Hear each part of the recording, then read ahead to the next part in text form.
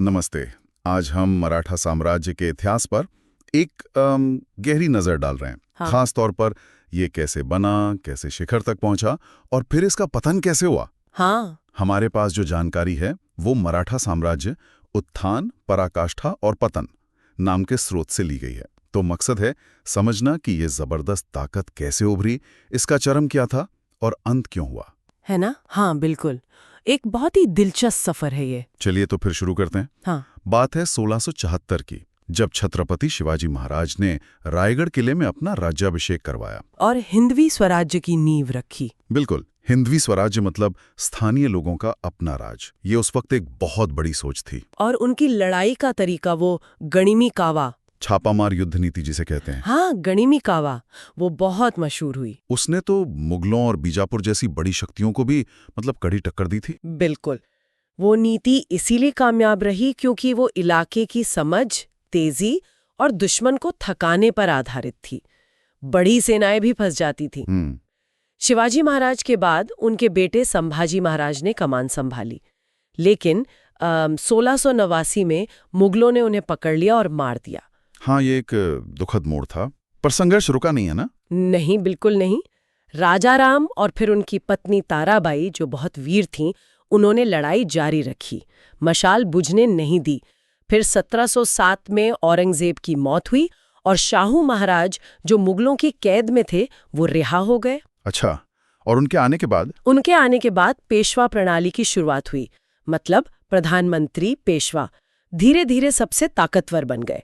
ये एक बड़ा टर्निंग पॉइंट था। हाँ, यहीं से कहानी और दिलचस्प हो जाती है। ये पेशवा युग, खासकर 1720 से 1761 वाला समय है। सही कहा। इसे मराठा साम्राज्य का सुनहरा दौर कहते हैं। पेशवा बाजीराव प्रथम का नाम तो बहुत सुना है। 1720 से 1740 तक कमाल के सेनापति थे शायद। ओ बिल्कुल। बाजीराव प्रथम एक असाधारण रणनीतिकार और योद्धा थे। उन्होंने मराठा ताकत को उत्तर में दिल्ली तक पहुंचा दिया।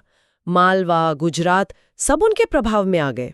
पूरे भारत में उनका दबदबा हो गया था। हाँ, और उनके बाद पेशवा नाना साहेब और फिर माधवराव के समय में तो साम्राज्य अपने शिखर पर था। कहाँ तक फैला था ये साम्राज्य? सोचिए, उत्तर में पेशावर से लेकर दक्षिण में तंजावुर तक। पेशावर? आज के पाकिस्तान में? हाँ, पेशावर से लेकर नीचे तमिलनाडु में तंजावुर तक। ये फैलाव वाकई हैरान करने वाला है।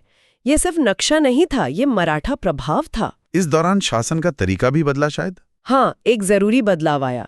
जो शिवाजी महाराज के समय में एक सेंट्रलाइज्ड राजशाही थी, वो धीरे धीरे मतलब 1730 के बाद एक तरह से फेडरल सिस्टम जैसी बन गई। फेडरल कैसे?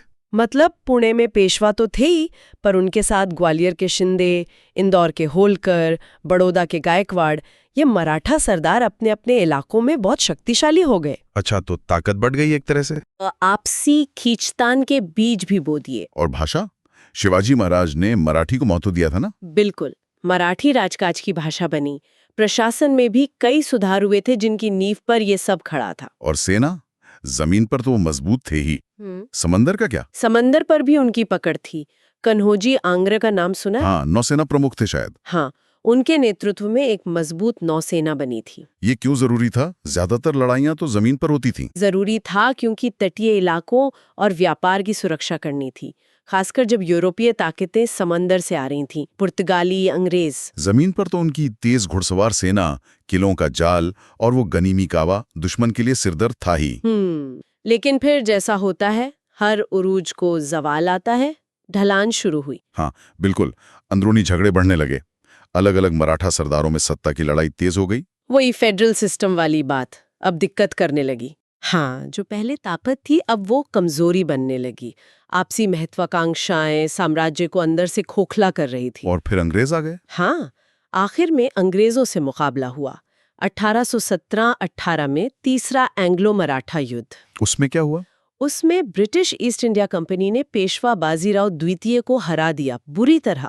और 1818 में पेशवा का पद ही खत्म कर दिया गया और मराठा साम्राज्य ऑफिशियली खत्म हो गया।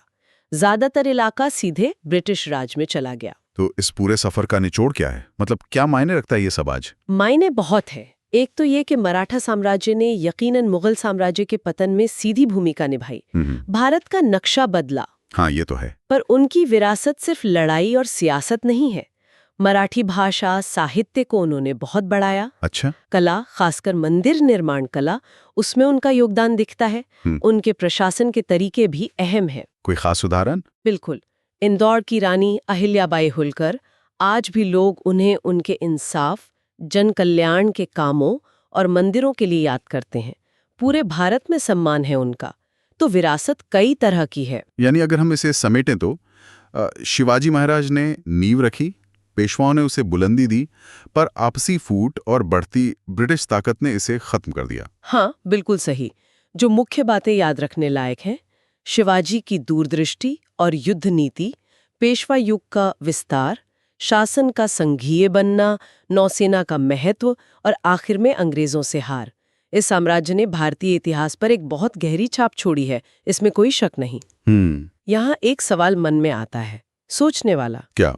कि अगर मराठा सरदार, खासकर नाजुक मोड़ों पर जैसे पानीपत के बाद या फिर अंग्रेजों के खिलाफ आखिरी लड़ाई में, अगर वो अपने आपसी झगड़े भुलाकर पूरी तरह एक हो जाते, तो क्या होता? तो क्या भारत का इतिहास कुछ और होता? 18वीं 19वीं सदी का? शायद आज का नक्शा भी। ये सोचने वाली बात है।